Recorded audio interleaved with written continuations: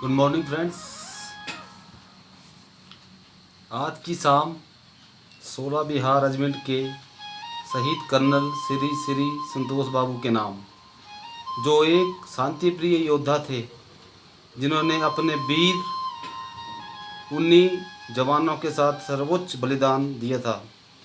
दुष्ट चीन की दोगली चाल हमारे भारतीय सेना को 62, 67 और 75 और 2020 आज के दिन लगभग 4 बार देखने को मिली, जिसमें 67 की जंग में चीन को हमने अच्छी तरह से सबक सिखाया।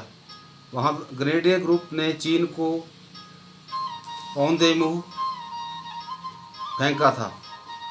हमें अधिक नुकसान 62 की जंग में हुआ था। उसके बाद 1975 में की जंग के बाद एक भी गोली आज तक बॉर्डर पर दोनों तरफ से नहीं चली। पॉइंट 14 पर गलवान घाटी में एक पोस्ट थी, जिसको 6 अप्रैल में दोनों देश के कमांडरों की बैठक से आपसी सहमति बनी थी कि पुनः चीन 14 नंबर चौकी पर निर्माण कार्य नहीं होगा, और सहमति बनी थी, परंतु चीन ने वहां से सैनिकों को वापस बुलाकर भेजा और उसकी जगह पर तिब्बत से नए सैनिक को बुलाए और मोर्चा बनाया। वैसे तो मेजर रैंक के अधिकारी ही आगे जाकर इस मैटर को हल निकाल देते हैं, परंतु वहाँ पर संतोष बाबू खुद गए और कहने पर नए चीनी सैनिकों ने पीछे से कर्नल को धक्का दिया और हवलदार को भी चीनी भाषा में गाली दी। पर फिर क्या था, लड़ाई 5 बजे से 7 बजे तक चली और जो सैनिक घायल थे उनको पीछे भेजकर रीफोर्समेंट लाई गई, और 7 बजे से 9 बजे तक और 9 बजे से 12 बजे तक। परंतु दुर्भाग्य की बात यह है कि इतनी सेना आपस में लड़ी, लगभग एक भी गोली चलाने का हुक्म नहीं दिया गया।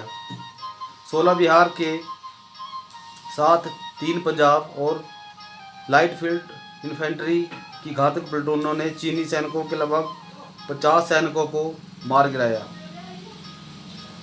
भारतीय सेना के सिर्फ 100 जवान थे और उनके लगभग 450 थे।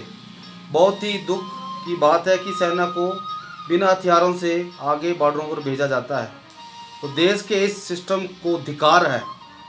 शर्म आनी चाहिए डिफेंस मिनिस्ट्री को, जिन्होंने बिना हथियारों से सेना को भेजा।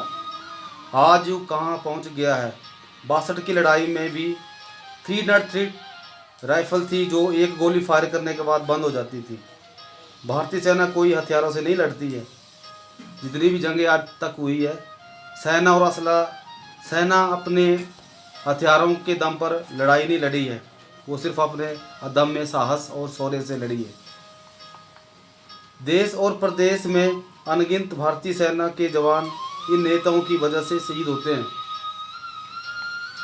और जब भी कहीं भविष्य में अगर जंग हो तो इन नेताओं को आगे बिना हथियार से लड़ने को जाना चाहिए। मेरी तरफ से आज कर्नल सतीश बाबू और संतोष बाबू और उनकी टीम को भावपूर्ण श्रद्धांजलि। मेरे इस चैनल को सब्सक्राइब करना, लाइक करना, शेयर करना, ताकि मेरा ये संदेश लगभग 140 भारतीयों को जाना चाहिए। साथ में जो सफ़ेद पोश जो दिल्ली में बैठे हुए लोग हैं, जब भी कभी भविष्य में लड़ाई हो, युद्ध हो, तो उनको आगे भेजना चाहिए। जय हिंद टू ऑल।